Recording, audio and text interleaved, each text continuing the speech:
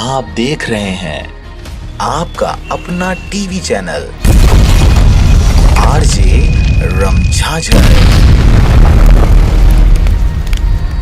जज्बात के रंग, भरोसा के संग।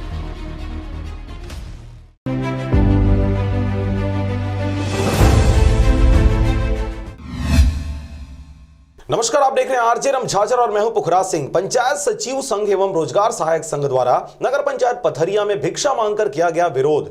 इसके अलावा छत्तीसगढ़ सरकार को सद्बुद्धि देने के लिए यज्ञ पूजा का आयोजन भी किया गया। देखिए रिपोर्ट।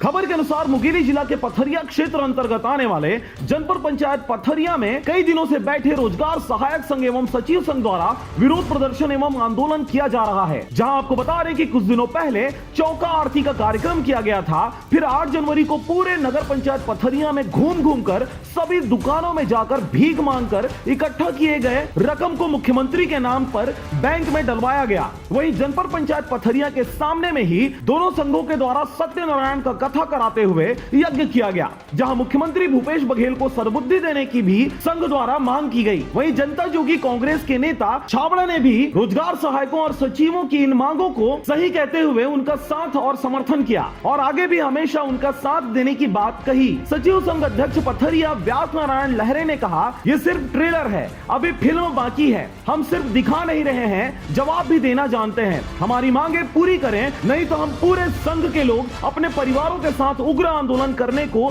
तैयार हैं। रोजगार सहायक संघ उपाध्यक्ष दिलीप मनहर ने कहा कि आज हम लोग नगर पंचायत पथरिया में दुकान दुकान में जाकर भीख मांगे हैं, जिससे 1426 रुपए इकट्ठा हो गए हैं और मांगे गए इस भीख की रकम को बैंक में जाकर मुख्यमंत्री भूपेश बघेल के खाते में डलवाए हैं। और आगे भी रणनीति बनाते हुए हम लोग सीएम हाउस में जाकर उग्र आंदोलन करते हुए बूढ़ा तालाब रायपुर में जाकर मुख्यमंत्री के विरोध में धरना प्रदर्शन भी करेंगे। पथरिया से राजकुमार बघेल के साथ रेखचंद साहू की रिपोर्ट, आरजे रमझाझर।